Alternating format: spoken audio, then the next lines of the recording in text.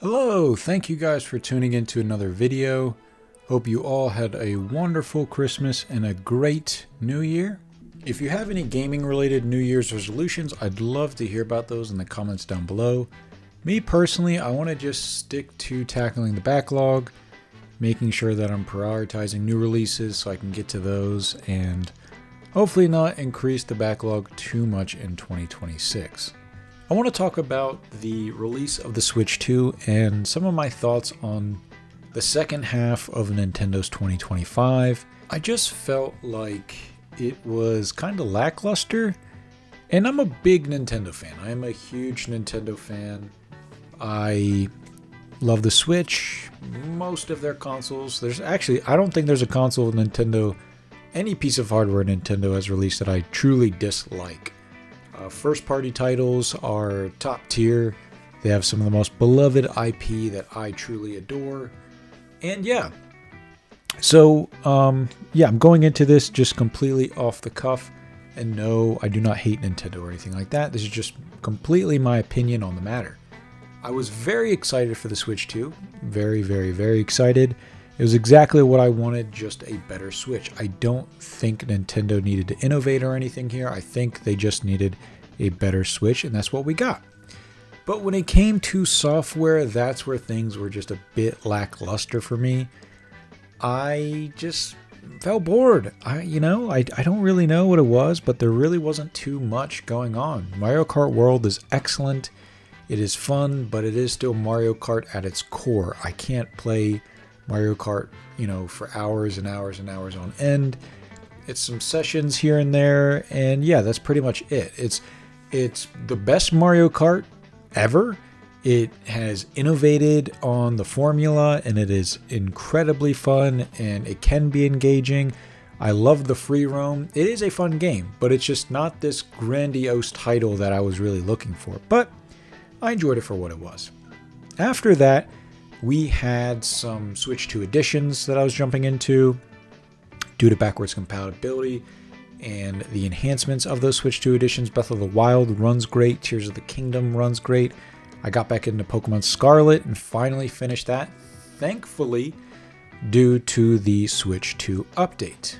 They re-released Kirby and the Forgotten Land and included the new Starcross World DLC, which I did play and I enjoyed that.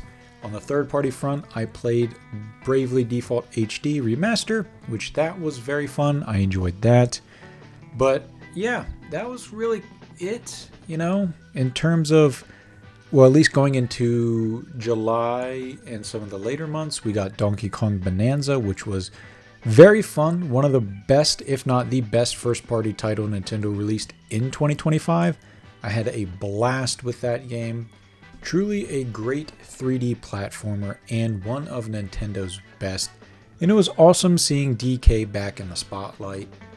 So yeah, that was a big one, but I still felt like I wanted more. We did have the new Hyrule Warriors game, which I haven't gotten into yet, but I've heard good things. I will play it eventually. Some third-party support was there if you haven't played those titles on other platforms. Me personally, I really focus on Nintendo for their first-party IP and whatever exclusives the platform has, just like I do with PlayStation. And yeah, on the first-party front, it just wasn't that great. I'm currently playing Pokemon Legends ZA, which is also on the Switch as well, and it's okay. It's not really capturing my imagination like previous Pokemon games have. It's kind of repetitive, but it's not terrible. It's just okay. I'm enjoying it to some degree. It's not bad by any means, but it's just okay. But it still wasn't that title that really just hooked me and synced. Like I just synced a bunch of time into. It was just another okay game. And yeah, I'm really hoping that 2026 Nintendo can really open the floodgates with first-party games, or just two really major grandiose titles. And I think it's a bit difficult because when I reflect back on the Switch 1's release, Breath of the Wild was that grandiose title, was that genre-defying, formula-breaking title within the Legend of Zelda series, and for Nintendo, it was a slam hit. It was incredibly fun. I played that game for months, just independently by itself. And that was the only game I had for my Switch, 4 months. And this time around, I didn't have that same experience.